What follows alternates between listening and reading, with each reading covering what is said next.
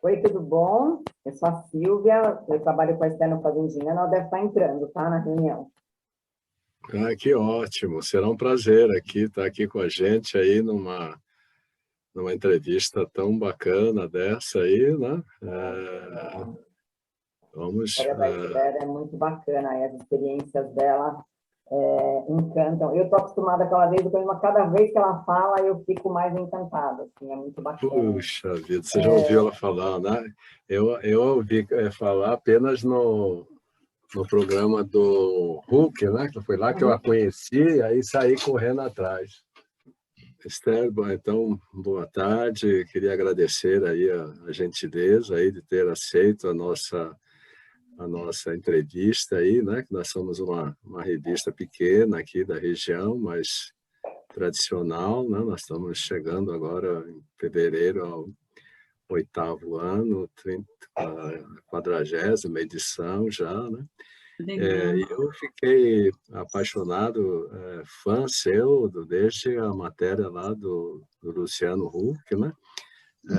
Principalmente quando ele levou você até Bogotá, que eu fiquei de ver aqui nas revistas anteriores, aquele arquiteto de Milão, que saiu de Milão e foi trabalhar lá em Bogotá, eu me esqueci o nome dele. Eu E acho que ele ele, eu acho que eles falam, eu acho que ele falou. O Jorge Melguizo deve ter comentado, assim. Também não lembro agora. E ele deu uma palestra aqui de 1h30, mostrando tudo que foi feito aqui em Vargem Grande Paulista, tudo que foi feito lá naquela cidade. E quando o Luciano Huck convidou você, eu falei, nossa, que bacana, porque eu sempre dou exemplos aqui na parte de mobilidade também, né? que também eles avançaram lá, que tem exemplos para dar no Brasil aqui. Então, queria agradecer você, aqui o Arthur é o presidente da Associação dos Arquitetos e Engenheiros aqui, né? Eu sou o produtor da revista nesses 7 anos, a Berit é a gerente da ETEC, o Alessandro é o arquiteto, a Silvia também. Então, nós estamos todos aqui, tinha a Mariana também, mas ela ontem quebrou o pé, infelizmente, então ela deixou aqui 2 perguntas. Eu vou começar a fazer as perguntas minhas aqui, que algumas pessoas me mandaram, e Tá. depois eu passo para cada um deles também fazer perguntas para você, tá? Ah, A primeira pergunta... deixa eu só fazer, só um... peraí. João, não, só um... primeiro agradecer, né, pelo convite, é uma honra para a gente estar divulgando, compartilhando ainda mais as nossas ações, daquilo que nós realizamos. Eu acho que a Silvia deve ter se apresentado já, mas eu convidei ela, inclusive, para, enfim, ela é meu braço direito dentro do Fazendinhando, então, possa ser assim que, Silvia, fique à vontade, se quiser ir complementando, ou também, às vezes, se tiver perguntas assim, que eu falo assim, eu acho que seria mais interessante ela ir respondendo, acho que fica até interessante, porque, assim, dentro tem algo que a gente preza muito dentro da nossa instituição, nós temos uma governança compartilhada, então, tem tanto gente de dentro da comunidade, quanto gente de fora, e eu gosto muito de falar sobre isso, justamente a gente era só mais isso, João, por assim, que eu estava falando dessa governança compartilhada que nós temos, mas é só nesse sentido de que um conhecimento de um vai agregando no conhecimento de outro, então eu acho que fica muito bacana, assim, às vezes, dependendo da pergunta, a Silvia pode ir respondendo também, até porque, assim, eu sou arquiteta, mas eu acredito que as transformações, para acontecerem de fato, ela precisa ter uma junção de pessoas, de diferenças, de diversidade, de profissões, inclusive, enfim, então, só para a gente, às vezes, mesclar ou alguma coisa assim, ou se ela quiser ir complementando também, tá bom? E e a outra coisa, só para finalizar também, agora em dezembro, nós retornaremos nós vamos para Bogotá dessa vez, onde eu estive, que o Luciano me levou, foi para Medellín. Agora a gente Medellín. Isso, foi em Medellín. E aí agora eu estarei no... Vai eu, o Eric e a Camila, que também fazem parte da diretoria do Fazendinhando, e nós estaremos em Bogotá fazendo trabalho voluntário com uma ONG, com crianças e mulheres, enfim, conectando pontes, levando um pouquinho mais do Fazendinhando lá para as periferias, para as organizações que nós estaremos, e aí nós vamos ficar aproximadamente uns 40 dias por lá. Que legal. Então, para nós aqui, essa reunião hoje é um aprendizado. Aí você vai da próxima, quando voltar, a gente vai fazer outra. Tá bom. Você deve vai ter trazer muita coisa muita novidade, né? para contar. Ah, sim, com certeza. Aqui que nossa primeira aqui que eu recebi é o seguinte: a gente queria tanto mostrar para os jovens hoje, né, que apesar da dificuldade que a gente tem na educação, em todas as deficiências que o nosso país tem como a gente alcançar os nossos objetivos, né? Eu queria que você contasse um pouquinho como é que foi a sua luta, né, de sair para estudar até chegar à arquitetura. Certo. Bom, primeiro que eu não, desde de criança até adolescente, eu sempre pensava em ser professora. Eu não imaginava que seria arquiteta. Não passava pela minha mente essa opção como profissão. E eu sempre quis ser professora porque eu sempre gostei muito de ensinar, eu sempre valorizei muito os meus professores, aprendi muito com eles e enxergava neles exemplos e heróis, assim, na minha vida, na vida dos outros alunos também. E só que aí, certa vez, eu estava numa reunião com os meus professores, os coordenadores, e era uma reunião com os alunos também, e que passam as notas, enfim, discute sobre o desenvolvimento dos alunos. E nessa reunião eles perguntaram para mim, eles falaram assim: Esther, você tem um bom tem tido um bom desenvolvimento aqui na escola, notas boas, enfim, qual é a profissão que você pretende exercer? E aí eu, com muita felicidade, eu falei assim: eu quero ser professora. E aí eles falaram assim: olha, não é menosprezando a nossa profissão, mas vendo a maneira como você age, o que você faz aqui, seria interessante você pensar em outras possibilidades também. E aí eu fiquei com aquilo na cabeça, um pouquinho chateada, porque eu desde muito pequeno, eu sempre falava que queria ser professora, mas ao mesmo tempo eu falei assim: são os meus professores falando isso para mim, então eu não queria fechar os ouvidos para isso. E aí eu fui comentando com a minha amiga, com a Cibele, ela muito apaixonada por moda, chegou a fazer moda também, e ela também moradora do Jardim Colombo, nós íamos e voltávamos juntas para a escola, e eu fui falando com ela, falei: olha, agora eu estou na dúvida, eu não sei mais o que fazer, e aí ela foi me ajudando, ela foi falar: calma aí, vamos conversar, as matérias que você gosta, o que você gosta, e ela já tinha uma convivência muito grande também comigo, então ela percebia algumas coisas de mim, enxergava algumas coisas que talvez eu mesma não conseguia enxergar. E aí foi que ela falou assim: por que você não faz arquitetura? E aí eu falei: bom, mas fazer arquitetura, o que tem a ver a arquitetura com a minha vida? O que a arquitetura vai ajudar na minha comunidade? Porque eu também já nessa época, eu já falava para os meus colegas, eu sempre falava, eu já tinha muito isso na mente, de que a profissão que eu fosse exercer, eu queria aplicar, voltar para a minha comunidade. Então, não sei exatamente o porquê, mas isso de alguma forma eu já carregava comigo. Então, eu falava: mas eu também sou filha, neta de empregadas domésticas, o que isso tem a ver? Não faz sentido algum.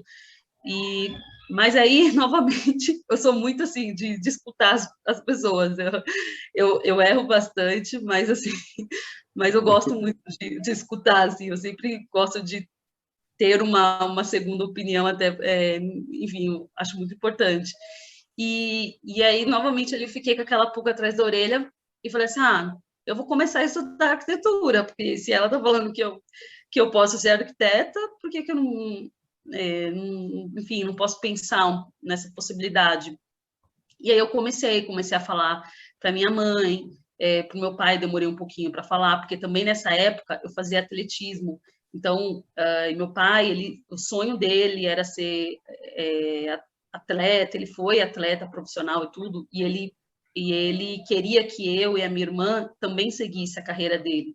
Então, depois, enfim, ele veio pedreiro, né, da Bahia, depois se tornou atleta profissional, depois líder comunitário, mas ele queria muito isso. E aí eu demorei um pouquinho para falar para ele, depois quando eu falei também foi um baque muito grande para ele, porque ele não queria que eu fizesse arquitetura. E aí tudo bem, aí falei para minha mãe, falei para minha avó. A minha avó, ela já tinha um costume de trazer algumas revistas, principalmente de moda, e eu dava as de moda para minha amiga. E aí quando eu falei para ela que ela iria que eu iria que eu queria fazer arquitetura, ela começou a falar para as patroas dela. E aí as patroas delas começaram a doar ali as revistas delas também de arquitetura. E aí eu começava a olhar as revistas, depois, com um tempo, eu comecei a acompanhar as reuniões de conselho gestor, que acontece dentro da comunidade. Eu não sei se vocês sabem, mas na maioria das comunidades daqui de São Paulo, há um conselho gestor que é eleito pela comunidade, e esse conselho é quem toma as decisões junto à prefeitura, com a prefeitura. Então, vai acontecer um projeto de urbanização, são os conselheiros que precisam estar presentes nas reuniões, precisam aprovar o projeto, precisam depois compartilhar com a comunidade tudo o que está acontecendo. Enfim, então, o conselho gestor é como se fossem os representantes da comunidade. E aí, meu pai, ele também naquela época, ele já tinha deixado a carreira de atleta e começou a se envolver com a comunidade, e ele me levava para as reuniões de conselho gestor, enfim, eu ajudava em alguma coisinha ou outra ali, e eu comecei a ter contato com arquitetos, urbanistas, via constantemente as plantas, o que queria ser feito ali na comunidade, só que aí eu só bati o martelo para a arquitetura. Até então eu ainda tinha um certo receio, mas no último ano do colégio, eu ganhei uma bolsa particular, ou num colégio particular. E nesse colégio, no último ano, eu tinha que fazer uma espécie de um TCC. E nesse TCC, eu tinha que falar, estudar, pesquisar sobre a profissão que eu iria escolher, que era uma maneira do colégio nos preparar para a gente ter o primeiro contato com a profissão. Eu tinha que fazer um pequeno estágio também. E o estágio eu fiz em Paraisópolis, em um escritório que era da prefeitura, e nesse escritório, os arquitetos de lá, eles falaram assim, Esther, nós vamos caminhar por Paraisópolis, nós vamos conhecer um pouco mais, nós vamos mostrar para você algumas coisas, e eu fiquei, naquele momento, assim, admirada, porque foi ali que eu realmente enxerguei o potencial da arquitetura, que até então a arquitetura, para mim, ainda estava um pouco limitada. Então, quando eles começaram a falar a importância da arquitetura, de mostrar um antes e o depois, da mudança que tinha dentro de um bairro, dentro de uma comunidade, eu falei assim, aí meus olhos começaram a brilhar, e eu falei, não, é isso mesmo que eu quero, e pronto. Aí defendi esse pequeno TCC, falando ali com os meus 16 anos de idade, já falando, olha, eu vou fazer arquitetura, mas não vou fazer arquitetura porque eu quero construir grandes prédios, mansões, decoração, eu vou fazer arquitetura porque eu quero mudar a minha comunidade. Então, eu já falava muito isso. E aí eu entrei na faculdade de arquitetura, não cheguei a prestar nenhuma faculdade estadual, pública, eu acho que muito pela a falta de conhecimento, que eu não tinha muito contato, eu não sabia muito em relação, sobre a entrada da universidade dessa maneira, e eu queria muito entrar na faculdade assim que eu terminasse a escola. Eu entrei numa faculdade particular e tive, ao longo dos meus 5 anos de faculdade, foram padrinhos, madrinhas que foram pagando as mensalidades, e terminei, e quando eu terminei foi onde começou ali, onde tive o contato ali com Arquifuturo, um pouco mais de contato também com a União de Moradores, que é a organização que meu pai lidera, e ali a gente começou a fazer nos unimos, todos nós, e começamos as mudanças. Mas, enfim, meu contato com a arquitetura foi dessa maneira, algo que eu não imaginava, que eu não esperava. E hoje as pessoas até perguntam, elas falam isso, né? Assim, nossa, mas como assim você, assim, tão nova e já achar que a arquitetura podia mudar a sua comunidade? Porque faz pouco tempo que as pessoas têm começaram a ter essa noção de que a arquitetura, de que o urbanismo social não é uma ferramenta apenas para lidar com as pessoas de alto padrão, não. A arquitetura e o urbanismo social tem que ser acessível para todos, né? Então, ali desde novinho eu já sabia disso, mas só foi a partir do Fazendinhando que eu comecei de fato, a colocar em prática ferramentas, mas, de fato, assim, a entender, tá, agora eu estudei, mas o que fazer, como fazer?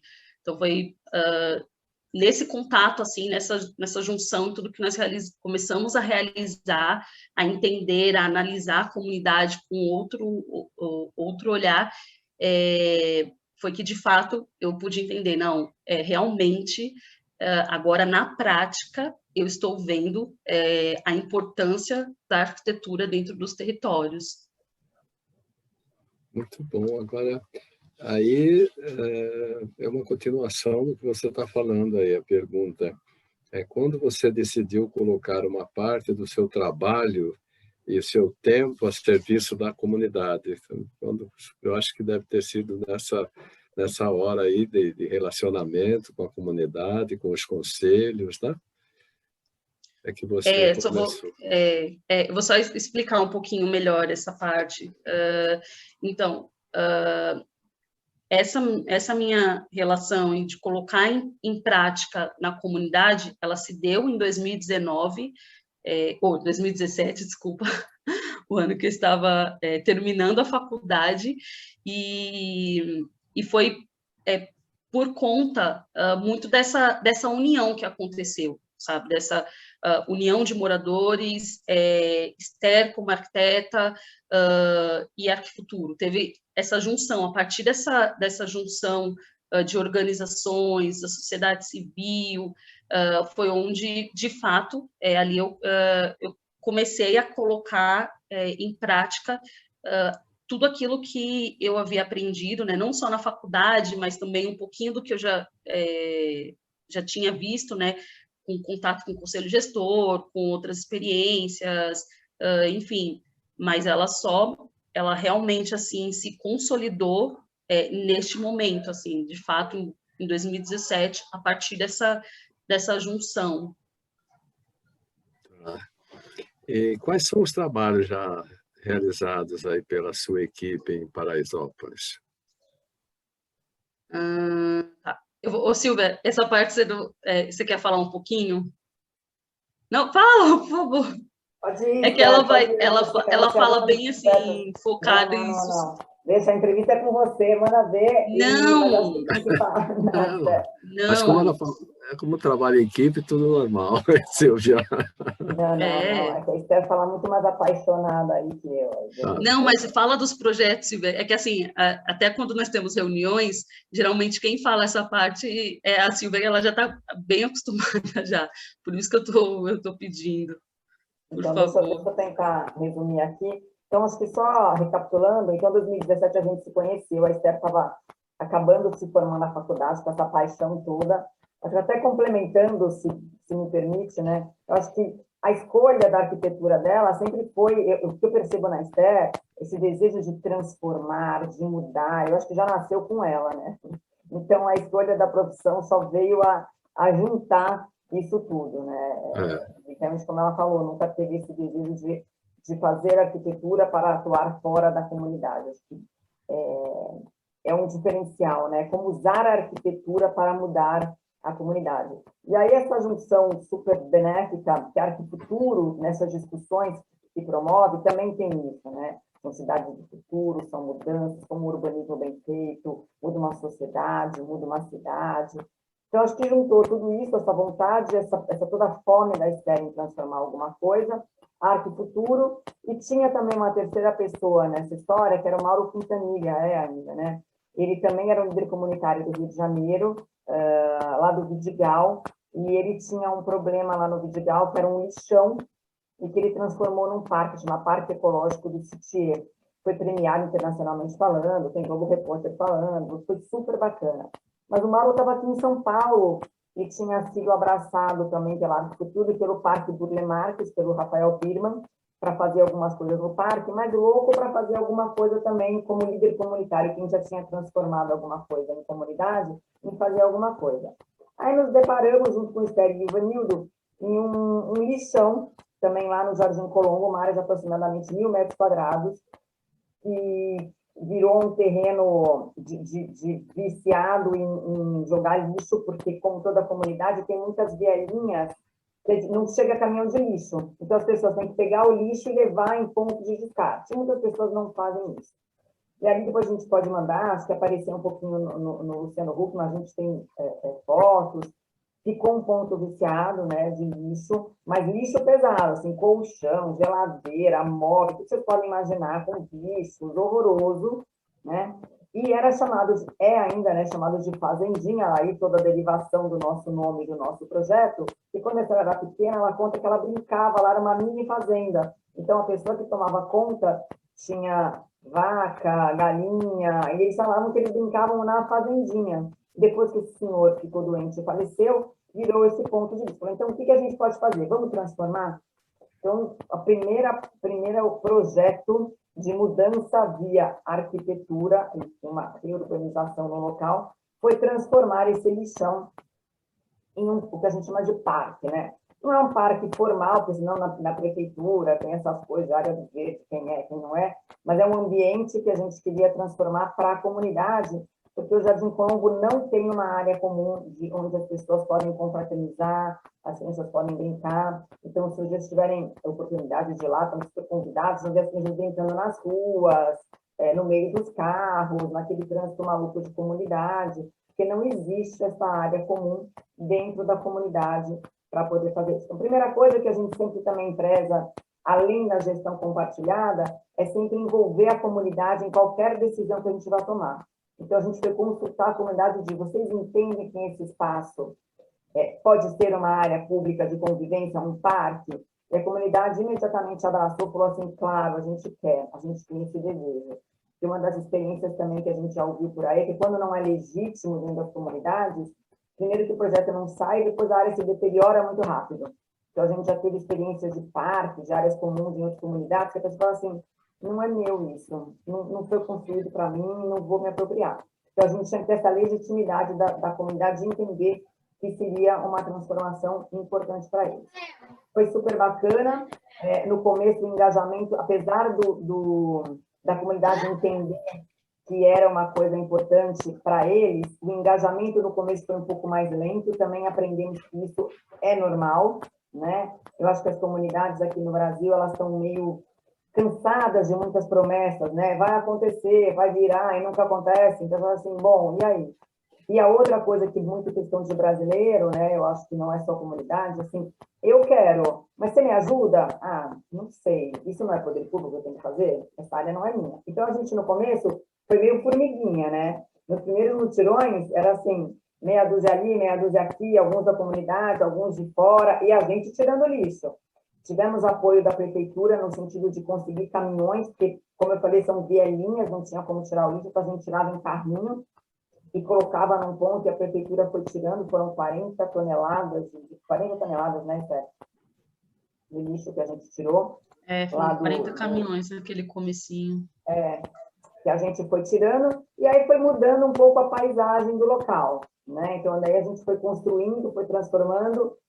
Aí a Esther, com a ajuda de uma outra arquiteta, que é a Verônica, elas desenharam, idealizaram o projeto, né? Fizeram um projeto inicial de como é que poderia ser, e também envolvendo a comunidade, a gente fez um festival, aproveitando a vinda de uma pessoa do MIT, que veio aqui fazer um summer job, também fazia um curso de Urban Planning no MIT, e veio passar uns meses aqui no Brasil, e resolveu também ajudar a gente nesse sonho. Então, elas fizeram um primeiro desenho, e depois a gente validou com a comunidade o que eles queriam nesse parque. Então, fizemos uma série de oficinas com as crianças, tiveram uma maquete 3D que eles colaram em massinha que eles queriam naquele parque. E também desenhar, a gente fez umas folhas A4, desenho o que você quer. É quadra, é brinquedo, o que vocês querem aqui na praça? E com os adultos a mesma coisa. Aí isso virou um desenho, um 3D que a gente tem, que é o projeto, é o nosso sonho final de como é que vai ser. Aí estávamos fazendo isso, né, sem recurso quase nenhum, sempre com alguma doação ali de material. O Mauro, ele trouxe uma técnica no Rio de Janeiro super bacana, que é a utilização de pneus. A gente tem um problema sério de descarte de pneus na natureza, né, porque borracha, demora para se decompor, fica tudo jogado, vai para rio, aquelas coisas todas que a gente sabe. Então, a gente usou para construir as muralhas, que é um terreno íngreme. Então, a gente usou essas muralhas com uma técnica que ele tem, que ele solta com o próprio entulho, coloca cimento, então fica super sólido. Na época, a gente teve também o apoio do pessoal dos Engenheiros Sem Fronteira, que veio olhar também essa parte mais técnica, como é esse terreno, né? De se estava sólido ou não. Então, a gente fez, como é que chama, Esther? A medição que a gente fez com os engenheiros. Sondagem. Desculpa, gente, eu sou administradora. Topografia também, levantamento topográfico, sondagem e levantamento topográfico. Isso. Então, a gente fez todos os estudos para poder seguir com esse projeto, se ia se sustentar, não ia, se precisava ter depois algum muro de arrimo, alguma sustentação. Então, a gente teve tudo isso. Então, a gente estava nesse meio desse processo, já com 2 patamares prontos, e com a fazendinha sendo devidamente apropriada pela comunidade. Então, as crianças legitimamente indo brincar, a gente promovendo eventos para essas brincadeiras. Então, a gente fazia Dia das Crianças, Carnaval, Festa Junina, e como diz o Tomás, né, o nosso mentor lá da Futuro, filho bonito depois todo mundo quer. E a gente sabe que a comunidade, às vezes, pode ter uma apropriação indevida do local. Então, a gente tinha que popular aquilo para as crianças, que todo mundo que realmente fosse o que a gente quisesse que populasse. Então, estava dando super certo, né? A passos não muito rápidos, mas pelo que a gente tinha, estava super bonitinho, né? A comunidade entendendo que era uma área dela. Aí veio a pandemia, né? Aí, na pandemia, a gente falou, e aí, o que a gente faz? Para com tudo? Mas o que acontece? Paramos, né? Para que não podia, porque se a gente promovia evento para um montão de gente, não pode. Continuar com as obras, que não era prioridade. Você ia bater na porta das empresas, a prioridade era a fome, que estava acontecendo, a pandemia. Então, a gente resolveu se voltar nessa hora para assistencialismo. A gente não tinha muita experiência, mas foi super bacana. Como estava tudo estruturado, a nossa governança realmente é muito forte. Então, nós estamos sendo um hub de distribuição de cestas básicas, marmitas. Participamos do Heróis Usam Máscara com os 3 bancos, né? Santander, Bradesco e Itaú. Então, começamos a capacitar e distribuir as máscaras com as costureiras da região, do Colombo, de Paraisópolis. Teve de Peruíbe, que a gente ajudava, teve do Zembu, de uma outra pessoa, que a gente era essa distribuição junto com a Setúbal, a Fundação Setúbal. E começamos a usar também, lá que surge o projeto que eu vou contar para vocês agora, que são os fazendeiras, a gente tem uma cozinha comunitária super bonita lá, linda, industrial, super bonitinha. E percebemos que, além das cestas básicas, tinha muita gente que às vezes não tinha o gás para cozinhar em casa, ou que era morador de rua. Então, nós resolvemos pegar as próprias mulheres da comunidade para começar a fazer marmitas para a comunidade. Então, a gente fazia mais de chegou a ter mais de 300 marmitas por dia, que a gente distribuía na comunidade. E aí as mulheres com a gente, que também estavam desempregadas, porque muitas trabalhavam na região do Morumbi, de babá, de doméstica, a pandemia parou tudo, então era desemprego total. E a outra coisa que a gente fez foi cadastrar as famílias do Colombo, porque no começo a gente tinha pouca verba para cestas e para esse auxílio. É esse Jardim Colombo que a Casa Cor falou que quando desmanchar vai doar o que sobrar para o Jardim Colombo. É o Jardim Colombo de vocês, é isso? Ah, eles falaram? Sim, está na matéria já, inclusive eu já li aqui. Que legal, exatamente. É só para vocês entenderem a localização. Só para eles entenderem isso, um pouquinho da localização. Não vai perder nada daquilo tudo, né? Como? Não vai perder nada do que for desmanchado depois que terminar a Casa Cor, vai ser doado para o Jardim Colombo. Nós não sabemos se vai ser tudo, né? Porque algumas coisas se desmancham, mas a gente chegou via projetos, via as fazendeiras, que eu vou contar para vocês, mas é isso mesmo. E o Jardim Colombo... Hoje tem um projeto também que eu queria saber, que você já está falando, que é esse projeto Fazendinhando Casa Cor, né? Isso, que eu vi também as fotos. Isso, a Silvia ela vai chegar nessa parte. Exatamente. Então, o que a gente fez? A gente pegou as mulheres, e nessa pesquisa que a gente fez com as casas, a gente percebeu que 70% das mulheres do Colombo se intitulavam as chefes de família. Né? Então, você falou, opa, então aqui tem um nicho que a gente tem que olhar, porque são aquelas que estão desempregadas, que cuidam de filhos, os chefes de família, porque as crianças estão juntos, tem o pai e a mamãe em casa. Aí, quando acabaram as doações, o que a gente faz agora? Então, a gente resolveu pensar, já que não podia continuar ainda fazendo parte, falou, não, vamos então pegar as mulheres do Colombo e criar um projeto de geração de rendas para elas. Então, dado que tinha essa experiência na cozinha, a gente criou Fazendeiras Gastronomia, onde uma chefe de cozinha nos ajudou a treinar as meninas e entender o que a gente ia fazer no mercado de trabalho, porque também estava em textos fechados, eventos fechados, restaurantes, mas teve todo um treinamento bacana, mesmo que fosse depois para usar em casa de família. E a gente criou o Construção Civil, tá? Então, a gente falou assim, bom, tem um nicho aqui, que é muito próximo à arquitetura, que é treinar as mulheres em construção civil. Vamos tentar? Vamos tentar. Também deu super certo. Então, começamos, elas fizeram já curso de azulejista, e o diferencial do curso é, um dos diferenciais, né, alguns bacanas, a gente usa para treinamento professores da própria comunidade ou de comunidades próximas, né? Elas aprendem e elas treinam nas casas delas. Então, o primeiro curso de construção civil de azulejista, cada uma, 10 fazendeiras, a gente fala de fazendeiras, tá? Elas escolheram ambientes da sua casa para fazer o treinamento. Uma falou assim, eu quero o chão da minha cozinha. Eu quero o azulejo do meu banheiro. Então, elas foram treinando nas suas próprias casas. Elas são treinadas e a gente muda os ambientes das casas delas, que nem todo mundo tem casas bonitas lá dentro ou tem condições de mudar as casas lá dentro. Depois disso, a gente fez os cursos de pintura, tá? A gente teve dois cursos de pintura já, um com as mulheres do Colombo e outro do Porto Seguro, que é a comunidade do outro lado. A gente teve curso já de eletricista, na casa de uma delas, que a gente também pegou uma casa que ela conta que tinha que tomar banho na sogra, não era sogra, acho que era a sogra dela, porque não tinha condição de ligar o chuveiro, era a sogra, né, Esther? Isso. Ela não tinha condição de ligar o chuveiro, então a gente fez, e só tinha luz para a televisão e para a geladeira, porque o resto, senão, caía toda a luz. Então, elas treinaram e elas reformaram a casa dessa fazendeira, e a gente também está no curso de artesanato, tá? E aí o nosso desafio é continuar com esses cursos e ligar no mercado de trabalho.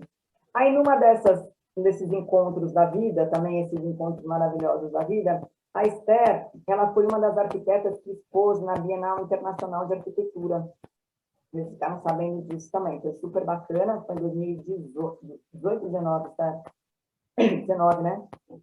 Final de 19, antes da pandemia. E aí, era a exposição de um projeto que ela fez na transformação de uma casa da comunidade, que era uma casa horrorosa também, que morava uma família, o banheiro deplorável. A Esther conseguiu transformar em uma casa super bacana, super ajeitada, aumentar banheiro, aumentar a luminosidade, coisas que a arquitetura tem, eu acho, né? Eu acho que tem essa missão também de fazer. E a Esther fez com maestria. E a gente conhecia o Pedro da Casa Cor. A Esther foi fazer um debate com outro arquiteto, e o Pedro da Casa Cor era um intermediador. Ele ficou encantado com a história, assim como o João falou que como viu no Luciano Huck. E a gente foi ter a primeira reunião com a Casa Cor. E aí falou assim, o que a gente pode fazer junto? A gente não sabe o que a gente pode fazer junto. E não tinha chegado a pandemia ainda. Então, desde, sei lá, vamos arrecadar dinheiro junto na Casa Cor. A gente estava, nem tinha o projeto Fazendeiras ainda, mas deu um match super grande. Aí, com tudo isso, durante a pandemia, então a gente fez duas coisas com a Casa Cor, né? Primeiro, o ano passado eles não tiveram evento físico, que era no Jockey todos os anos, né? E eles fizeram aqueles janelas Casa Cor, que eram uns containers pela cidade de São Paulo. E aí, então, sei lá, Cid Bergamin na porta do D&D. E eles escolheram 3 comunidades para doar um container e que a gente poderia fazer alguma coisa. Como a Esther é arquiteta, no nosso caso, a Esther fez o projeto lá e a gente fez uma exposição cultural com o pessoal do Colombo. Então, algumas pessoas, alguns artistas, algumas mulheres que pintam, elas fizeram e a gente fez uma exposição nesse container bem na entrada do Colombo. Ficou super bacana. Aí depois veio o negócio das fazendeiras e a gente sempre começa com a Casa Cor. E como esse ano e a FISC teve, né, está sendo FISC, por que a gente não pode fazer uma parceria de usar as fazendeiras na Casa Cor? Então, foi uma parceria que envolveu a Coral, a gente pegou as fazendeiras que fizeram o curso de pintura, a Coral treinou as meninas em pintura especial. Então, um dos ambientes, que é o do... Brandão, como é que é o primeiro nome dele? Acho que é Rafael, não sei o primeiro nome dele. Mas é o que tem que chamar, um que é todo com umas pinturas lá em cima. Foram as meninas que pintaram, as fazendeiras que pintaram, e um dos ambientes, que é da Beatriz Quemelato, elas também pintaram um pedaço da parede, né? E o compromisso deles sempre foi, a gente falou, olha, mas para a gente continuar reformando as casas, a gente também adoraria se sobrasse alguma coisa de obra, a gente tem como aproveitar. Porque nesses cursos e nessas reformas que a gente faz, um dos grandes itens que são mais caros é o insumo, né? É o que a gente vai colocar na casa. Então, eles pensaram que se conseguissem, então se eles já divulgaram, é maravilhoso, que tudo que desmontassem e a gente conseguisse carregar, a gente poderia usar para a Casa Cor. Então, esse é o projeto Fazendeiras. E, rapidamente, a gente tem um outro lado, que é o Fazendo Lar, que junta o Fazendeiras com essa transformação, que é esse olhar para as moradias dignas em comunidades. Então, essa transformação. O que a gente pode fazer? O que a gente quer fazer, por exemplo, agora, é uma casa modelo, mas voltada à sustentabilidade, mas casas possíveis. Não adianta olhar aqueles projetos que você tem que estar aí, colocar coisas caras, placa solar super cara, depois da manutenção, não. Então, a gente quer, vamos para a cisterna, vamos para telhado verde, vamos para... Então, a Esther está com 1000 ideias na cabeça, então a gente tentar fazer uma casa modelo e replicável. Ou alguma outra coisa de mobiliário. Vamos tentar fazer mobiliário que caibam nas casas, eles não têm que comprar de Casas Bahia ou Marabras, que fica aquele armário gigante que não cabe na casa. Então, a gente está com vários projetos de Fazendo Lar, essa transformação das moradias em coisas factíveis. Ou, como eu brinco, né, está na moda agora aqueles estúdios de 20, 30 metros quadrados, mas que são super bonitinhos. Ai, que lindo. A gente também tem moradia assim, obviamente que mora mais gente, não é para um casal só. Mas tem soluções bacanas ali da comunidade. Por que a gente não pensa nisso junto também? Então, um pouco é isso. Então, é o Parque Fazendinha, o Fazendeiras e o Fazendo Lar. São esses 3 pés que a gente está atuando agora e correndo atrás aí para sair tudo isso do papel e está saindo.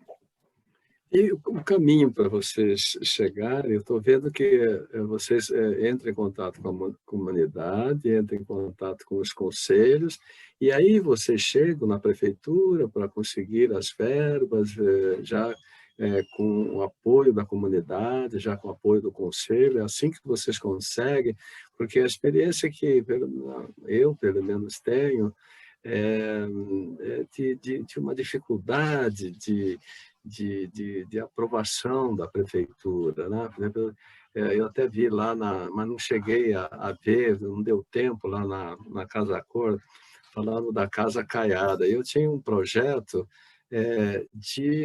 pelo menos aqui na região de Cotia, em alguns bairros, né? Pintar a casa com cal, né? Com cal com cor, que seria a Casa Caiada. Eu morei em Cuiabá, não tinha latex, essas coisas, né? E era normal, a gente tem, é super barato, cal e eu me lembro que era uma colher de óleo que colocava, óleo de cozinha, alguma coisa, e uma tinta, e a gente pintava e ficava essas manchas que hoje fica, sei lá, se é grafiato, o que vocês chamam aí e tal. Mas eu sempre sinto dificuldade em várias prefeituras que eu levei alguns projetos de aprovar, e vocês conseguiram esse caminho aí. Então, não. Eu queria saber qual é esse caminho aí para nos ajudar. Esse caminho nós não conseguimos por parte da prefeitura, infelizmente não. Inclusive, Não. o projeto do Parque Fazendinha, nós já teríamos concluído esse ano, se não fosse alguns empecilhos que eles colocam para a gente desde o comecinho. Se a gente dependesse da aprovação da prefeitura, o que nós já realizamos até o momento não teria acontecido absolutamente nada. Então, assim, nós já passou vários secretários de habitação, o contato que a gente tem direto com a prefeitura, ou é a subprefeitura do Butantã, ou é a SEAB, que é a Secretaria de Habitação Municipal. E é sempre assim, não, que projeto lindo, maravilhoso, mas aí não aprovam, não elaboram um documento oficializando, não tem nada disso. Então, assim, nós só... E eu acho que, assim, nós só conseguimos realizar isso porque a gente tem, desde o comecinho, nós criamos uma governança muito forte na comunidade. Então, eles sabem... Aí eles não vão lá barrar alguma ação nossa, porque eles sabem que a comunidade vai reivindicar, eles sabem que a comunidade não vai ficar quieta, porque se fosse uma ação, por exemplo, na área de vocês, eles rapidinho iriam parar, multar, uma série de coisas que nós já vimos isso acontecer em várias outras iniciativas. E o vereador que recebeu votos da comunidade não é um elemento para trabalhar? Então, nós não temos um vereador específico. Há, sim, um pessoal que tem uma vereadora específica, mas só aparece em épocas de eleição. Mas nós, do Fazendinhando, nós não temos nenhum partido, nós não somos filiados a nenhum partido. Então, assim, a gente sabe que, de certa forma, acontecem algumas implicações por conta disso, algumas coisas são mais demoradas por conta disso, mas, ao mesmo tempo, também, às vezes, facilitam algumas coisas internas dentro da comunidade. A gente se brinda muito em relação a isso, a ser neutros nesse sentido, porque a partir do momento que a gente veste uma camisa de um determinado partido, isso gera conflitos internos na comunidade, e a gente quer evitar isso. Então, assim, tudo que nós realizamos, tudo que a Silvia contou e que vocês viram, né, que é bastante coisa que nós já desenvolvemos, foi tudo com recursos que teve doações de pessoa física, doações, um pouquinho que sobrou ali dos institutos que nós recebemos do Covid, né, do combate ao Covid do ano passado. Nós sempre fizemos tudo com muito pouco, muito pouco mesmo. Mas eu acho que, assim, a chave disso tudo é a governança. Então, assim, se a gente quer desenvolver esses projetos, a gente precisa ter uma governança consolidada, a gente precisa estar sempre ali o tempo todo envolvendo a comunidade, tendo respeito pela comunidade, então escutando a voz da comunidade, o que eles querem, como eles podem se envolver, como eles podem se engajar, porque no final são eles que vão zelar pelo espaço, são eles que vão defender pelo espaço ou por alguma determinada ação. Então, a gente, desde o começo, muito com... acho que não sei nem se a Silvia citou aqui, o Tomás Alvim, que é não é presidente do Arco Futuro, né?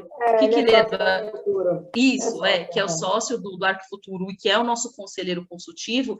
Ele, desde o começo, ele foi falando isso para a gente, a importância de se ter uma governança. E isso, em Medellín, também é discutido, é falado bastante sobre essa questão da governança. Agora, sim, se perguntar para a gente, vocês acreditam que tem que ter a participação da prefeitura, que tem que ter a participação de iniciativas privadas, de universidades, é o modelo que a gente acredita de gestão, é o que a gente tenta, o que nós estamos indo atrás. Então, iniciativas privadas estão nos apoiando, ainda que de forma pequena, acho que aos poucos isso vai se ampliando. Universidades estão nos apoiando, sociedade civil, quando eu falo sociedade civil, fora mesmo, até fora da comunidade, estão nos apoiando com a rede de voluntários que foi criada ao longo desses poucos anos, e falta esse último pilar, que é a prefeitura, que é o poder público. Nós queremos que eles estejam próximos de nós, nós queremos que eles façam parte da mudança conosco, mas é um pouco complicado, e eu acho assim, não sei se, talvez a Silvia possa ser que tenha uma visão um pouquinho diferente nisso que eu vou falar, que eu acho que é mais uma opinião pessoal mesmo, o que eu vejo, olhando o poder público, que há dois problemas que emperra muita coisa. Primeiro, que é a descontinuidade de ações, então mudou a gestão, eles vão lá, eles mudam o projeto, eles param, eles abandonam, e a segunda é essa questão de eu só vou atender aquela comunidade que tem o vereador XYZ, que tem ali aquela pressão de um político por trás, que tem algum...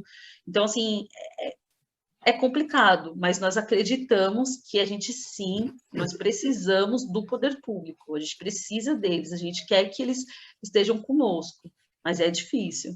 Assim que você voltar, eu quero te entrevistar e para você contar a experiência que você vai ter em Bogotá, porque eu vi lá grandes... construíram museus, construíram biblioteca, quadras, pelo poder tanta público, coisa extraordinária. Como que foi esse processo? Porque eu falo sempre para o Arthur, às vezes eu escrevo uma matéria sobre Curitiba, sobre Ribeirão Preto, para mostrar como é que as coisas funcionam em algumas cidades do Brasil, né? Bom, eu acho que a palavra aqui é vontade política. Exemplo, para incentivar a nossa região aqui a funcionar. Então, gostaria muito de saber como é que foi isso, se realmente foi tudo por iniciativa particular lá em Bogotá, ou se teve meio a meio, como é que se... Organizado público. Eu estava crente que, como vocês estão trabalhando em equipe, com governança, com tudo, haveria um apoio maior da prefeitura. Afinal, a prefeitura é feita para isso, é para fazer essas coisas, né? Então, olha, João, a gente tem muitos processos. Com a subprefeitura. Estou morrendo de ver, de curiosidade para saber como é que foi lá acontecer tudo aquilo que aconteceu em Bogotá. Você sabe que a gente tem contato forte com a subprefeitura, com o subprefeito, que ele já foi e voltou, então o atual conhece bem a gente, conhece muito bem o pai da Esther. Cada vez que a gente vai lá, nossa, que maravilha, vamos. Então, outro dia a gente pediu, tem uma escadaria lá, que não dá nem para chamar de escadaria, né, que é do lado da fazendinha. Não, isso a gente vai fazer, pode deixar, semana que vem tá aí. O que eles nos ajudaram foi com os caminhões de lixo. E a outra coisa, essa área, ela oficialmente, por isso que a gente está com a SEAB, ela é uma área de habitação, tá? Mas que no novo projeto de urbanização, porque está tendo um projeto de urbanização, isso também é uma outra longa história, que isso há muitos anos atrás ganhou uma construtora, a construtora quebrou, agora os amigos do Palestina entrou no Ministério Público, ganhou de novo, está lá a construtora nova lá dentro, fazendo, tarará, tarará. Então, é só falar o seguinte, olha, essa área dentro do projeto tem que ser redesignada para parque, que já está validada, tem carta do Conselho Gestor, está tudo isso. Quando a gente vai lá, fala assim, perfeitamente, não tem problema, vai ser parque. Vocês podem formalizar isso para a gente? Podemos. Anos, né? Faz 3 anos que eles não... Aí sai um, entra outro e vai... Aí não sei o que, não é comigo, eu vou ver quem é, vou falar com a arquiteta do projeto, um dia eu te ligo. É uma coisa tão simples. Não está nem pedindo a prefeitura ajudar a gente a acabar a obra, não é isso. É formalizar que lá vai ser uma área de convivência. Não precisa nem chamar de parque, senão vai para a Secretaria do Verde e aí perdem essa área. A gente não quer nem isso. É falar que aquilo lá vai ser uma área verde. Não acontece. As 3 perguntas aqui, vocês praticamente já responderam, que os trabalhos futuros, o apoio da comunidade, o projeto Fazendinha Casa Cor, Agora, isso aqui é mais parte filosófica da coisa, né? Agora tem duas perguntas aqui, uma da Mariana Meneguesso, que é a parte arquitetônica. Ela pergunta o seguinte: qual a ação arquitetônica ou urbanística que observou ser mais efetiva em transformar o modo de vida em uma comunidade carente? O que vocês acharam? Algum caminho, alguma estratégia que aderiu, teve uma maior adesão? Eu acho que foi isso que ela está perguntando na parte... De todos esses projetos, qual é a ação que teve essa maior aderência, é isso? Qual a ação arquitetônica que ser mais efetiva para transformar o modo de vida de uma comunidade? Por exemplo, lá em Bogotá você vai encontrar grandes bibliotecas que motivaram as pessoas a estudar, né? a ler, né? Porque hoje ninguém mais está lendo, quer seja pela digital, impressa, etc., né? As pessoas não estão sabendo nada. Sábado passado teve uma feijoada aqui em casa, nós estávamos com 9 jovens, 5 esposas, 5 pais, e aí um convidado falou assim: vou fazer uma pesquisa aqui para os jovens. O que é a COP26? Ninguém sabia. Um ano, 10º ano, no colegial, universidade, não sei o que, ninguém. Aí perguntou para as mães, uma apenas respondeu. Então, as pessoas não estão sabendo absolutamente, não sei nem se eles estão sabendo se eles estão vivendo no planeta Terra ou se nós estamos vivendo no planeta Marte, né?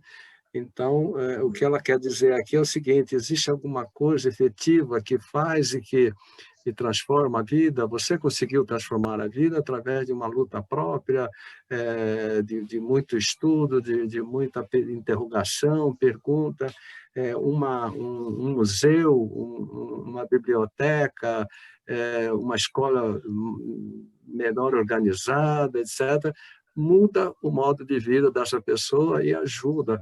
Porque a pesquisa que eu peguei ontem, 29% dos jovens entre 14 e 29 anos está no meio-meio, né? Nem estuda, nem trabalha, nem faz coisa nenhuma, estão perdidos. Gente, isso é mais que um quarto do jovem, na idade de força, na idade de trabalho, eles estão perdidos, não têm o que fazer.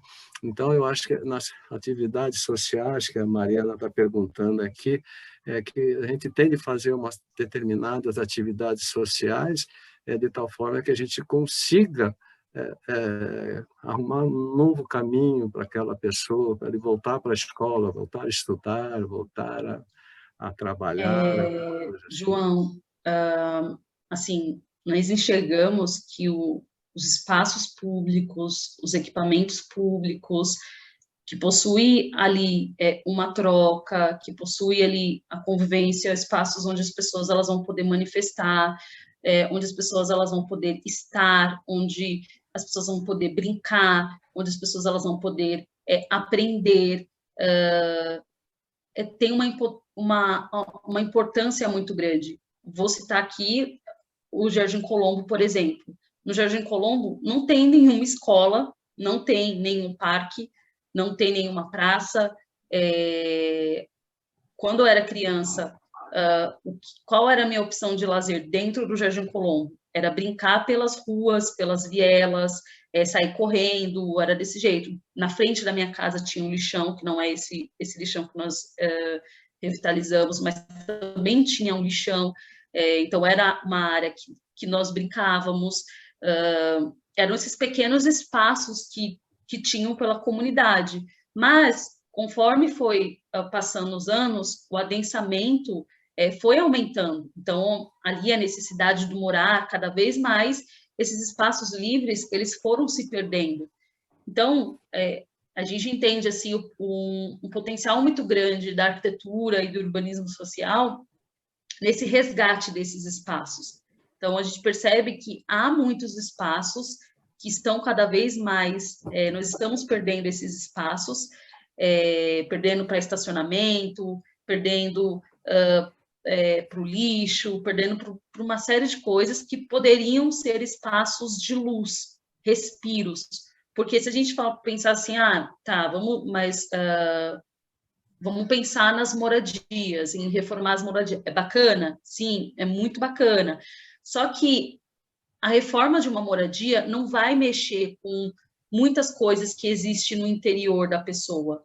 E quando a gente lida com esses espaços, onde as pessoas elas vão poder ter uma série de atividades, onde elas vão poder aprender, onde pode ser espaços que tenham cursos, hortas, uma série de, sabe, de potências, as pessoas elas se sentem pertencentes, as pessoas, há uma troca maior, há um respiro para essas pessoas, porque dentro da casa delas, elas não vão ter isso. Por mais que a gente tenha um déficit habitacional muito grande, tem um problema muito grande com as moradias, nós sabemos, tem um problema muito grande com o saneamento básico também, nós sabemos, mas no sentido de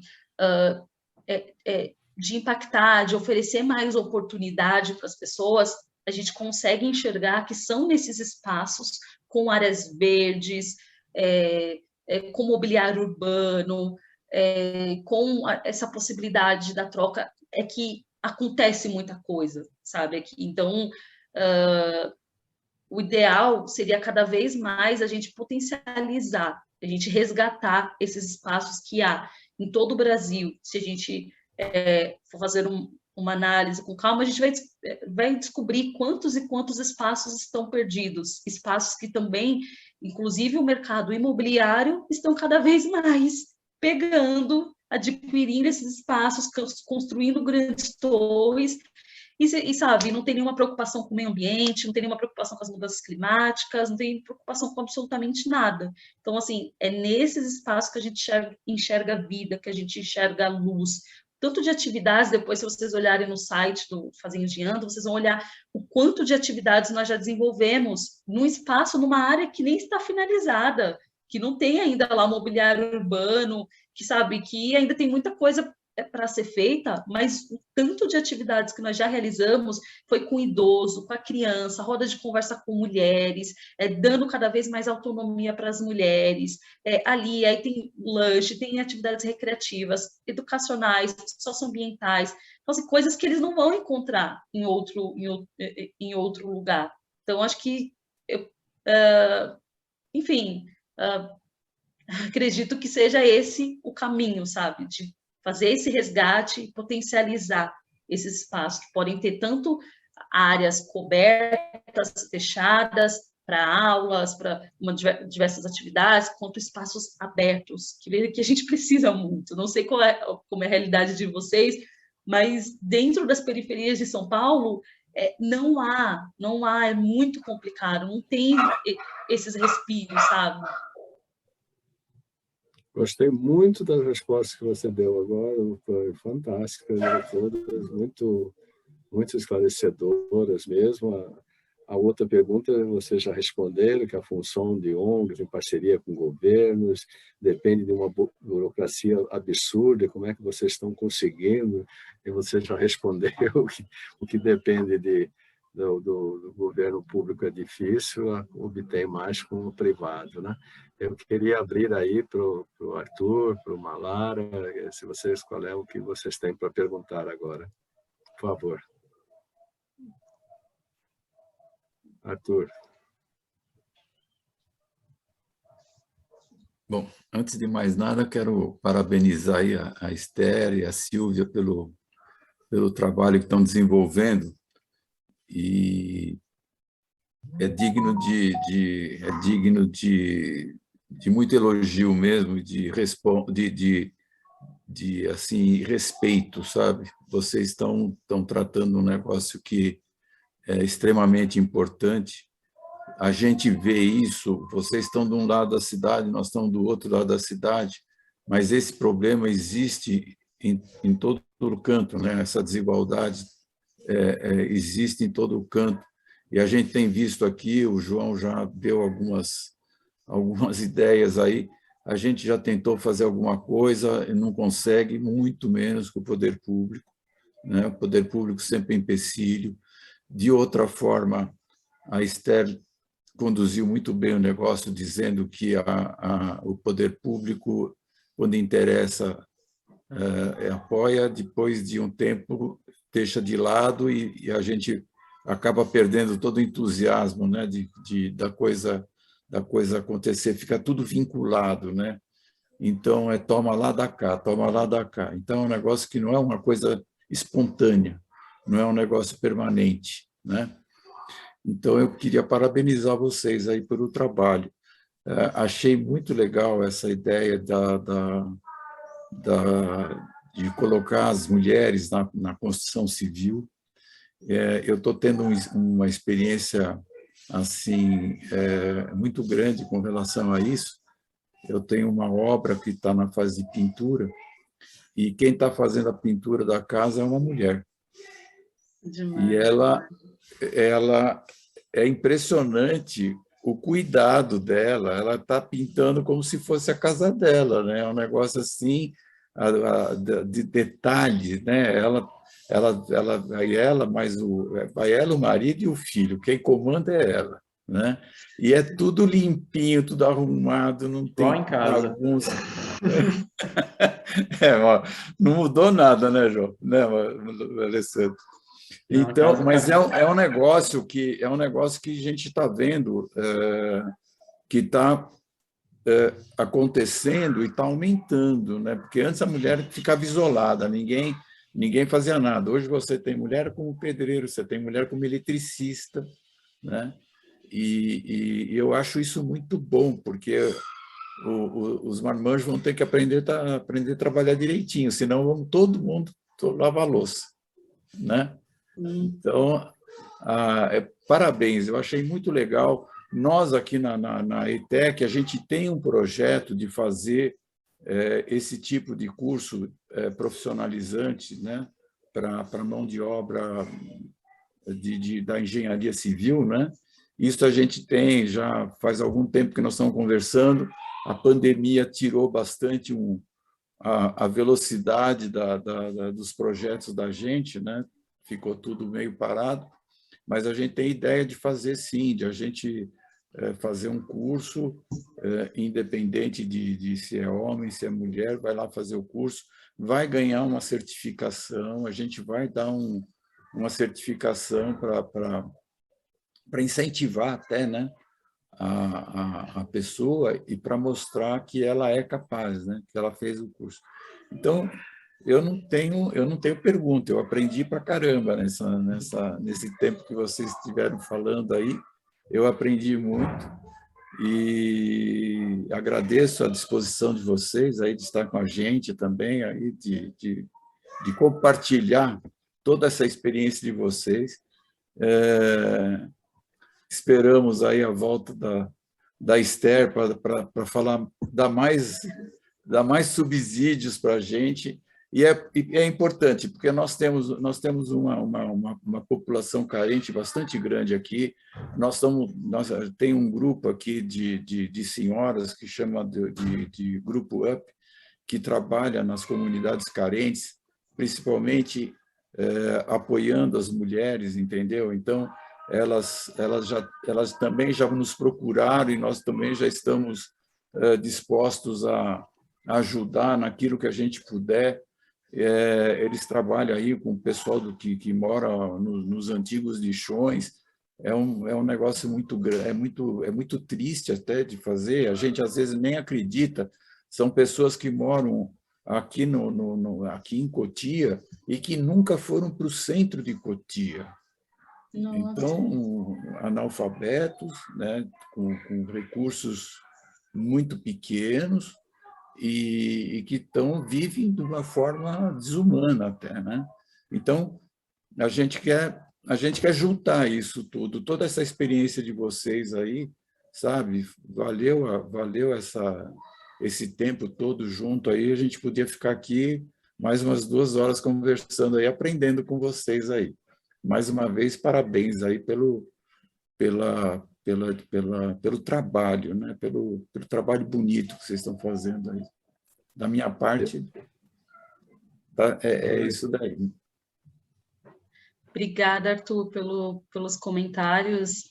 Para a gente, nós ficamos muito, muito, muito felizes de escutar isso, da sua opinião, enfim, é muito especial e a gente consegue perceber, né? Só reforça que a nossa caminhada ela está indo no caminho, na direção certa, apesar de todas as dificuldades, dos empecilhos que a gente sempre tem, muitas coisas, não é fácil, não é um trabalho assim que, uma varinha mágica e acontece, não, é um trabalho difícil, mas escutar as palavras de você para a gente é muito, muito importante. E também, enfim, nós ficamos à disposição, caso vocês queiram que a gente vá conhecer, vá visitar as áreas, enfim, fazer parcerias.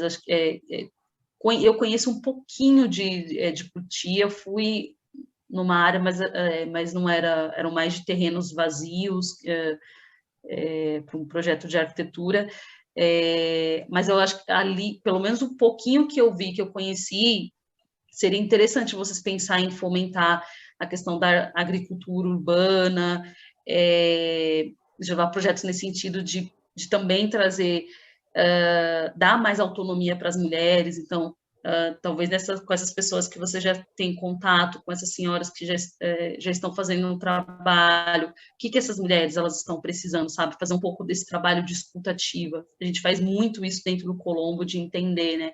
Quais são as necessidades, o que elas querem, e há uma série de possibilidades, né? Que quando você vai conversando, você consegue enxergar, e às vezes são esses caminhos que você talvez não precisa de exatamente ter uma aprovação da prefeitura para fazer.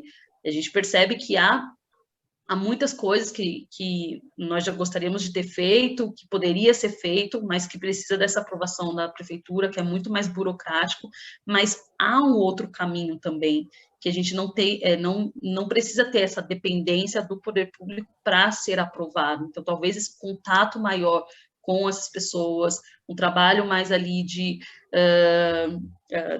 nas moradias, de entender como que é o território, o que funciona, como que quem são a liderança local desse território, enfim, é muita coisa, assim, eu vou até parar de falar, que senão a gente fica aqui horas falando, mas de qualquer forma, se vocês precisarem de ajuda em relação a isso, fiquem à vontade para entrar em contato com a gente, porque eu acho que a gente está aqui justamente também construir pontes e de alguma forma tentar influenciar outras pessoas a fazerem, né? Porque eu acho que isso é importante. Nós não queremos nos limitar, não, porque somos só nós que estamos fazendo. Não, há muitas organizações que também estão fazendo, que há trabalhos incríveis, e se nós sermos de alguma forma inspiração para vocês e para tantas outras pessoas que a gente vem conversando, para a gente isso daí já é muito importante, porque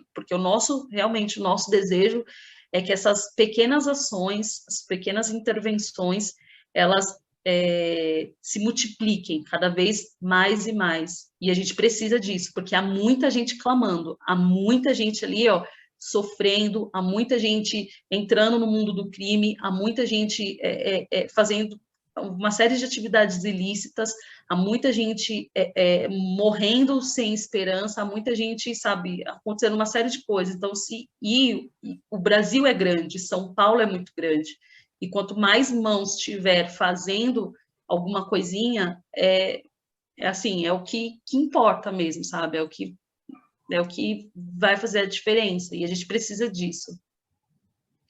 E aí... Antes do Alessandro e da Beatriz falarem, a gente precisa falar uma coisa. Nós somos finalistas no Prêmio Empreendedor Social da Folha. Eu ia compartilhar. Já votei. Eu estou passando para todos eles aqui da região para votar em vocês. Obrigada. Fica tranquila. E foi na hora. Eu já não faço. Agora, o Arthur esqueceu, mas ele me dá essa liberdade. É o seguinte, nós temos aqui uma tradição na ITEC, na última sexta-feira do mês, a gente sempre tem uma palestra com almoço, né? que foi interrompida agora por causa da pandemia. Então, eu quero deixar aqui, já que você se ofereceu aí, o convite que assim que você voltar de Bogotá, você vai ter muito mais informações para que você viesse fazer uma palestra aqui com a Silvia, aqui no nosso auditório. São para arquitetos, engenheiros, design de interior, toda a comunidade aqui, para passar, além da matéria que vai sair aqui, mas passar para todos eles aí essa experiência e tal. Nós vamos ver se a gente convida outras pessoas aí também, além do circo, para ouvir vocês, porque como você terminou aí de uma forma brilhante, esta semana teve aqui uma, uma audiência aqui da OAB sobre criminalidade. Eu falei para o Arthur falou que eu acordei mal-humorado, que falei que eu não vou lá, porque vão falar só sobre polícia. Eu acho que a solução do problema é a fome e a educação. O terceiro item é a policial, porque do jeito que está, do jeito que a fome graça, a gente vai precisar um policial na frente de cada casa, né? Então, o que você falou aí, que a gente precisa lutar, a gente precisa... O Arthur está com mais de 70, daqui a 2 meses faço 80, acabei de mandar um projeto para o Rotary aí, para as catadoras de lixo, a gente vê se a gente ajuda e tal. Enquanto a gente estiver vivo, a gente tem de lutar para esse país, porque esse país aqui é maravilhoso, né? Esse país aqui é maravilhoso. Nós tínhamos um terreninho aqui no condomínio durante 10 anos parado. Aí a Heloísa Reis falou assim, gente, por que não vamos fazer uma horta? Gente, a horta está tão grande, que eu falei para ela aqui, assim, olha, vamos fazer o seguinte, todos nós podemos comprar alface, todos nós podemos comprar cenoura, vamos pegar 50% disso, vamos doar para as nossas favelas que estão aqui do lado e tal. Vamos doar, porque as pessoas estão passando fome, né? Gente, assim, olha, essa semana falou assim, pelo amor de Deus, nós estamos com 200 pés de alface e nós temos 150 casas que está sobrando alface lá, né? Então, você vê, mas falei, mas ali do lado, se a gente andar aqui, 100 metros já tem alguém passando fome. Então, nós temos de criar essa consciência no Brasil, né? A consciência do empresário, doador, que não é só para ganhar dinheiro, ele tem de doar, ele tem de fazer as coisas, porque nós precisamos salvar a nossa nação, que é um povo trabalhador. Hoje eu levei a minha esposa e meu neto para vacinar. Gente, aquelas meninas todas rápidas, tudo trabalhando, não dá moleza, um sol danado que estava hoje e tal. Olha que maravilha, assim é aqui, lá, colar, em todo quanto é lugar e tal. Então, eu falei para você, eu estou emocionado, desde o programa lá do Hulk, que eu, como sou publicitário, eu fui ver para saber como é que estava com a queda do Faustão, né? E vi você lá e me confundi, até eu acho que estou me lembrando que você foi para Medellín, mas eu tenho sempre na cabeça Bogotá. Então, essas pessoas... Hoje eu estava falando com, não sei se você conhece, o Mundano. O Mundano eles chamam de arquivista, que desenhou esse painel com as cinzas das nossas queimadas em frente à passarela da Prestes Maia. Se vocês, uma hora que passarem lá, é bem em frente. Sim, eu já vi maravilhoso. as A dele foto também. já correu no New York Times, em todos os lugares, aí, e foi totalmente pintada com as cinzas das florestas. E aí, naquela pergunta de o que faz para melhorar, o que ele está fazendo? Ele está com a equipe dele pintando as carroças das pessoas que pegam lixo nas ruas para elas ficarem mais atrativas. As carroças estão todas coloridas, todas bonitas, com um monte de desenhos artísticos dele, né? Então, está aquilo ali está ajudando aquelas pessoas e tal. Então, às vezes um gesto simples, pequeno e tal, mas que engrandece, que ajuda e tal. Olha, emocionado, muito obrigado. Vocês duas foram maravilhosas. A ETEC está à disposição de vocês, os arquitetos aqui da região. Talvez seja um incentivo para que a gente crie algum sistema aí em que a gente possa ajudar um pouco mais a nossa comunidade. Eu, da minha parte, estou satisfeitíssimo, muito obrigado. Eu marquei aqui, eu pediria que você depois me mandasse algumas fotos que eu vi aí para a gente ilustrar a matéria, tá? De algumas obras de vocês aí, eu vi que tem na imprensa, uma com vocês todos ali. Manda umas 2, 3 fotos para a gente colocar na matéria, para ficar mais bacana, chamar a atenção do trabalho. E dar o parabéns para todos os outros que estão lá, que eu sei que é uma equipe, que tem muito mais gente lá trabalhando com vocês. A gente, de uma forma muito humana, muito do coração mesmo, parabenizar vocês pelos trabalhos e que isso prolifere na maior quantidade de corações de brasileiros. Muito obrigado. Quer falar alguma coisa, o senhor Alexandre, que o senhor não falou ainda? Não, estava aguardando e aprendendo aí com todos vocês, principalmente aí com o projeto da Esther, que parabenizo, sem palavras, tá?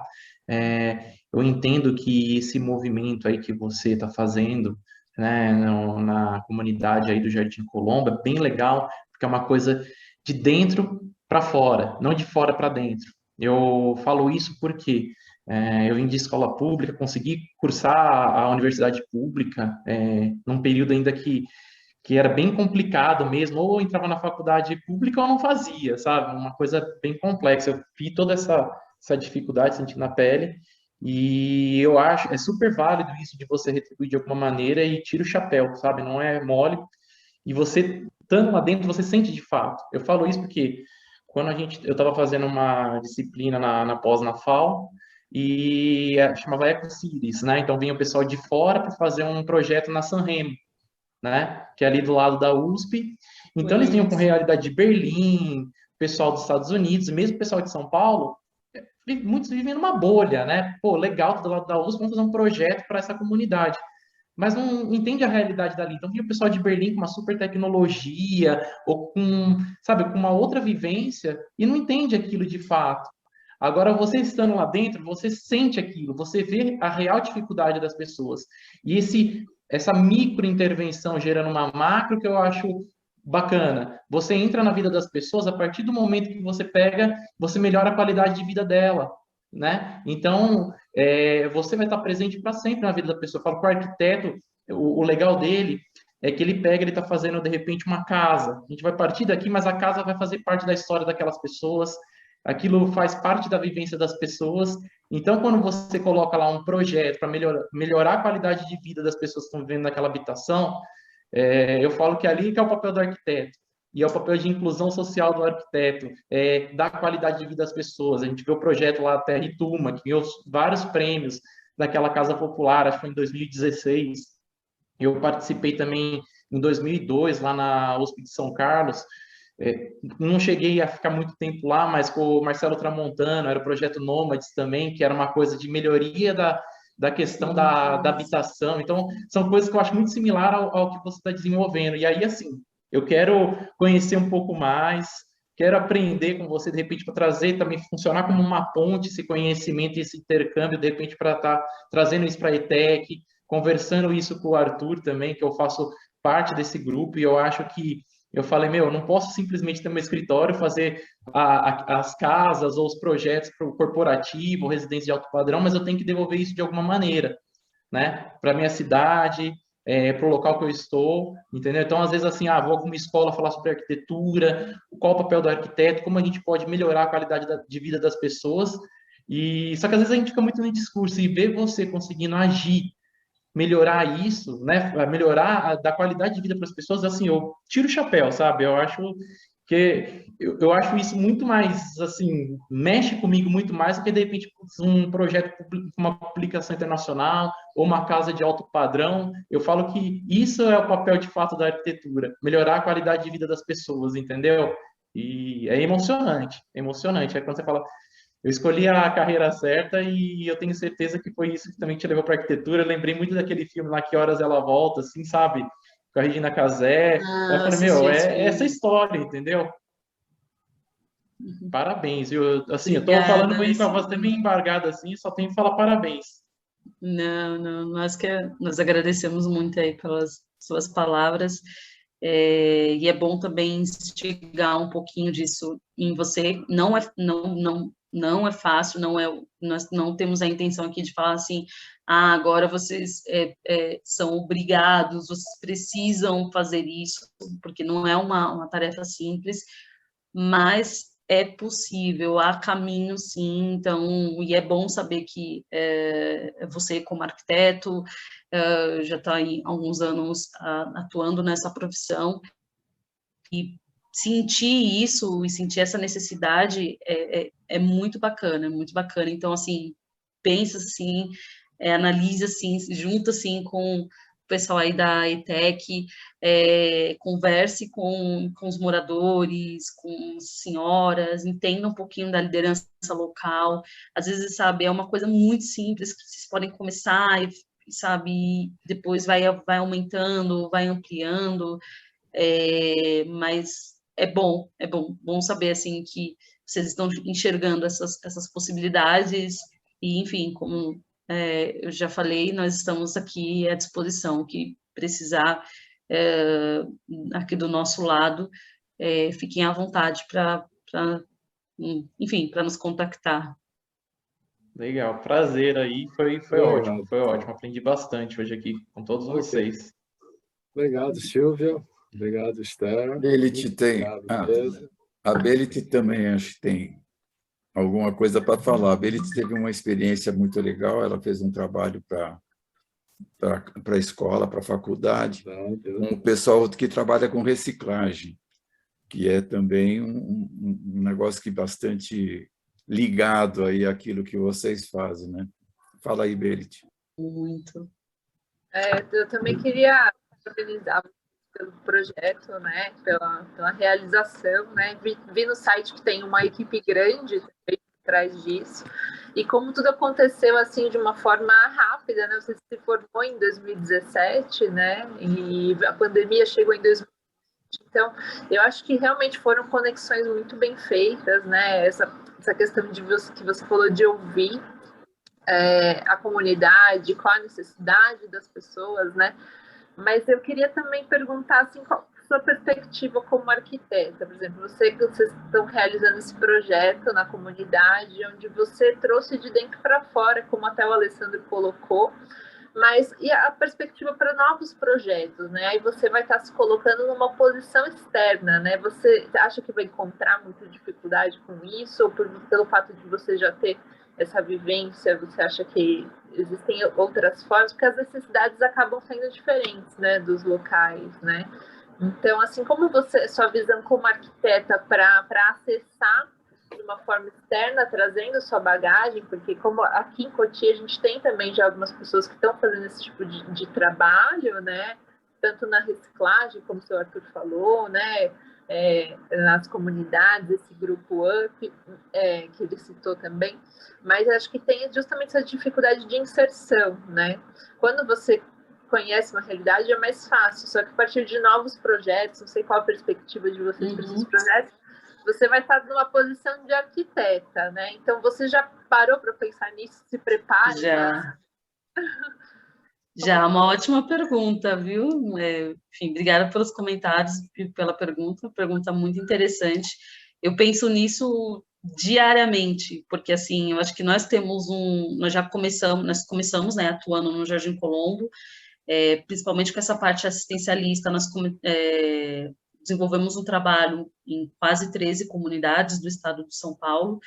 Foi um contato mais, assim, à distância, não teve algumas organizações nós já conhecíamos, e tem, sim, não é tão simples acessar outros territórios, mas eu acho que o diferencial que faz é a linguagem, é o como você, sabe, a maneira que você vai conversar com essas lideranças, eu percebo que, por exemplo, talvez se nós chegássemos com uma linguagem mais só falando a linguagem acadêmica dentro da comunidade própria do Jardim Colombo, as pessoas elas iriam perder o interesse, elas não iriam querer participar, elas não iriam querer, sabe? Então, assim, tanto é que nós trabalhamos muito com o processo participativo.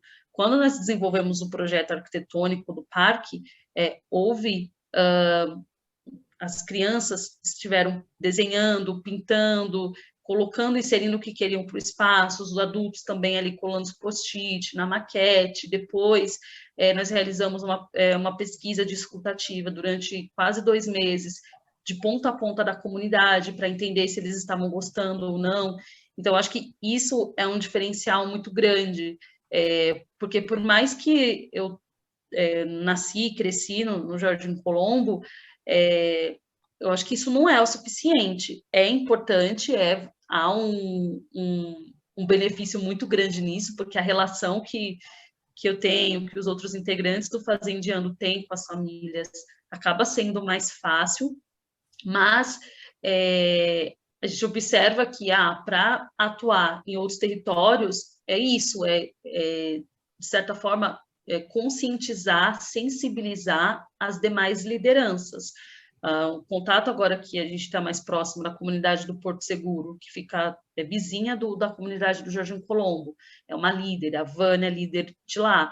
Nós começamos ajudando com as cestas básicas, depois nós tivemos o curso de pintura. Eles nunca tinham recebido um curso, a primeira vez. E eles falaram, não, mas e aí, se tiver mais, por favor, traz para a nossa comunidade.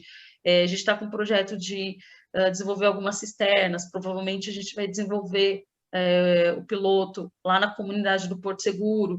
Então, a maneira como a gente vai conversar, vai acessar essas pessoas, sabe? Mostrar para elas que, assim, não há um interesse, não tem um interesse de a gente quer ganhar alguma coisa em troca com isso, a gente... não, a gente quer potencializar a voz que existe ali, e ajudar, e de certa forma, e ajudar, e falar assim, não, mas nós não somos, nós não mandamos aqui nesse território, há uma liderança. Quando nós realizamos o curso, por exemplo, uma das coisas que nós fizemos, na camiseta que nós temos, nós colocamos o logo da associação daquela comunidade, a gente sabe o peso que é, a diferença que é, vamos fazer postagens, tem lá o Instagram da associação, vamos inaugurar o curso, agradece a liderança, então, sabe, tem todo um trabalho que a gente precisa fazer para acessar outros territórios, entender quem são essas lideranças, como que a gente sensibiliza eles, como que a gente dá autonomia para eles, porque também nós não temos interesse de criar, as pessoas precisam ser dependentes de nós. Não, isso nós não queremos. Nós queremos que as pessoas elas sejam cada vez mais agentes transformadores da sua própria realidade. Então, a partir do momento que a gente potencializa, dá voz àquela comunidade, àquele líder, as coisas elas vão acontecendo. Então, assim, é o nosso sonho, nós temos essa vontade muito grande de atuar a nível nacional, no Brasil, enfim, não só aqui em São Paulo, mas em outros estados também. Nós já recebemos convites de alguns outros estados para atuar, como a gente nós somos pequenos, é algo bem lá para o futuro. Agora, por exemplo, nós vamos para Bogotá. Lá nós estaremos em contato direto com uma ONG, estaremos levando o conhecimento que nós adquirimos do Fazendeando, mas, ao mesmo tempo, nós estaremos estudando como são esses territórios em Bogotá, quem são essas lideranças, o que é realizado, porque a gente conhece muito dos projetos que são realizados pelo poder público, quais são essas outras iniciativas, está atendendo mesmo a demanda? Então, assim, a gente vai muito com esse olhar de entender o que acontece, e será que não pode ter algum projeto do Fazendeando na Colômbia, em parceria? Então, assim, são essas pontes, essas coisas que nós vamos fazendo, mas sempre dando autonomia para a liderança local, respeitando a pré-existência, respeitando a liderança, respeitando os moradores, tendo muita escuta ativa, processo participativo, porque aí sim a gente entende que é uma maneira bacana de trabalhar. Agora, se for, vamos supor, vem uma empresa privada, eu quero atuar assim, assim, assim, é difícil deles abrirem, a menos que só se falar assim, mas eu vou ganhar quanto de dinheiro com isso? Tem muito disso também que acontece. Tem muitas comunidades que elas não aceitam trabalhos porque tem vereador por trás que fala, não vem, ninguém aqui pode pisar, não.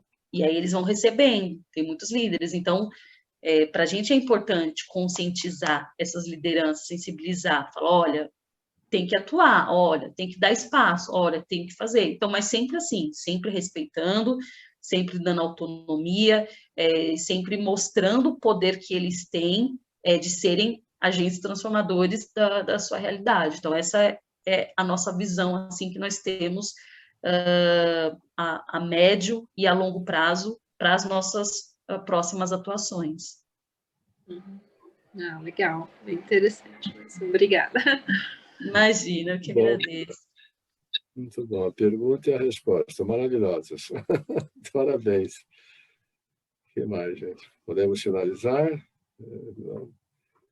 Então, obrigado e até a próxima, né? Não vamos falar, esperamos aí a gente fazer um novo retorno aí. Muito obrigado, Esther, muito obrigado, Silvia. Tá bom.